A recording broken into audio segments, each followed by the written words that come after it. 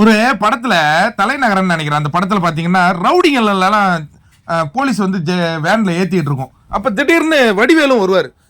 ஏய் யாரா நீ கோமாளி இல்ல போடா அப்படின்னு அந்த போலீஸ் தள்ளி விடும். ஏய் நானும் ரவுடி தான்யா, இந்த ஏரியாவில் நான் ரவுடின்னு கேங் ஆயிட்டையா, என்னையும் கூட்டிட்டு போங்கயா அப்படிம்பாரு. அந்த மாதிரி யாருங்க இந்த கோமாளி? சிவாண்ண. ஐயோ ஐயோ, அதாவது இவருக்கு முன்னாடி யாருமே கத்தி பேசினா இவருக்கு பிடிக்கவே பிடிக்காதான். ஆனால் அதுக்கு ஒரு வார்னிங் வச்சிருப்பாராம். அந்த வார்னிங்கை தீபக் உடைச்சிட்டாராம். இதுக்கு பிறகு யாராவது கத்துனீங்கன்னா டேய் முத்துக்குமரனெல்லாம் நான் வாய அப்படியே பொத்த வச்சிருவேன்.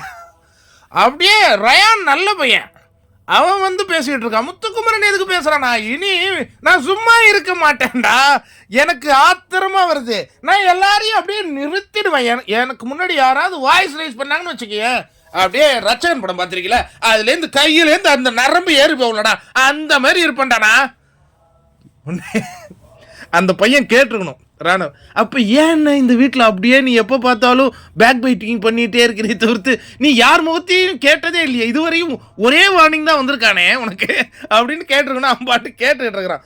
ஆமாண்டா எனக்கு அப்படி இருக்குது இப்படி இருக்குதுங்கிறாரு.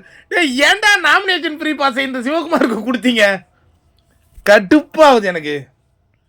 அந்த நாமினேஷன் ஃப்ரீ பாஸ் கொடுக்கறதுக்கு ஓட்டு போட்டதே முத்துக்குமரன் பார்த்தியா உன்னை பற்றி எப்படி பேக் பைட்டிங் பண்ணிட்டு இருக்கிறாருன்னு.